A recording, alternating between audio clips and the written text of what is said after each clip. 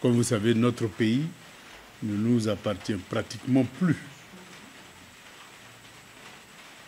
Et nos terres sont investies par des orpailleurs clandestins, non officiels, qui n'ont aucun document officiel, mais qui se sont emparés de nos terres.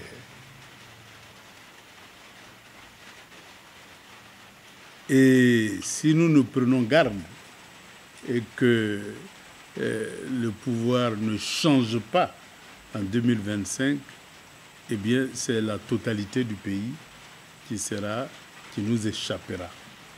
Et ça, nous devons en prendre conscience. Et donc, 2025 est une année où nous estimons que la victoire du PPACI sera en même temps le retour de la Côte d'Ivoire entre les mains des Ivoiriens.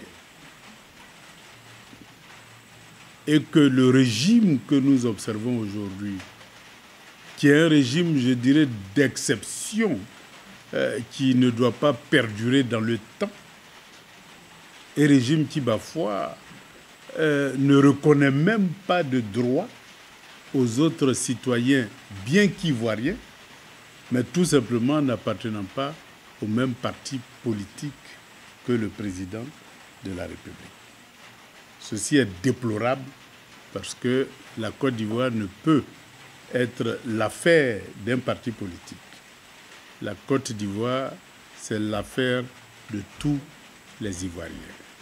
Nous devons être tous égaux devant l'État de Côte d'Ivoire et devant les services de la Côte d'Ivoire. Or, aujourd'hui, on a l'impression qu'il y a des Ivoiriens qui ne doivent pas avoir accès aux services publics. Et donc, la bataille que nous avons engagée, c'est pour ça aussi. La Côte d'Ivoire ne doit pas être ce que nous voyons aujourd'hui. Voilà pourquoi notre bataille pour la démocratie est une bataille essentielle. Nous avons eu le multipartisme, mais nous n'avons pas encore la démocratie, c'est-à-dire le pouvoir du peuple, par le peuple et pour le peuple, dans la liberté et dans l'égalité. Nous n'avons pas encore ça. Et nous devons battre pour que la Côte d'Ivoire accède à ce niveau-là. Mais une fois qu'on a accédé à ce niveau, il faut qu'on puisse vivre de nos richesses. La Côte d'Ivoire est un pays qui a tout ce qu'il faut pour que chacun de nous vive à l'aise. Je prends souvent l'exemple des pays arabes. Ils n'ont qu'un seul produit, le pétrole.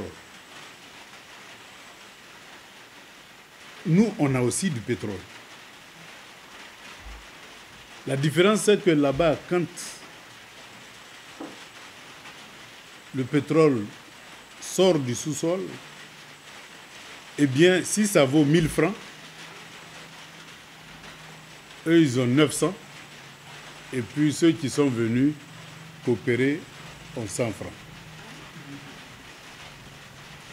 En Côte d'Ivoire, c'est l'inverse. C'est-à-dire, s'il y a 1000 francs qui sortent, nous, on a 100 francs.